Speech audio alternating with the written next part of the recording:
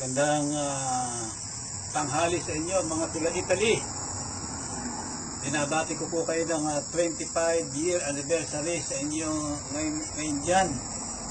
Kahit wala ako dyan, sa ngayon ay mukhang nandyan ako sapagkat binabati ko kayo. Sinuuna si Sister May na International Coordinator ng Canada, America, Canada, and Europe. Si Dr. Brother Franklin na magkakaalam ko ay siya mag-healing message, at si inspirational message si Brother Rene Velarde. At lahat po ng mga council dyan binabati ko rin, at ang mga preachers na nakasama ko dyan binabati ko rin kayo, at lahat ng mga workers at lahat ng mga attendees na nandyan ngayon sa lahat ng mga international chapters na nandyan ngayon, binabati ko kayong lahat.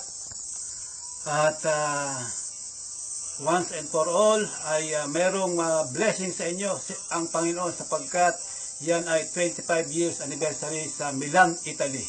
Kaya lahat ng mga international attendees na nandyan ay answered prayer kayo at pagpalain kayong lahat dyan. At one day ay makakabalik ako dyan.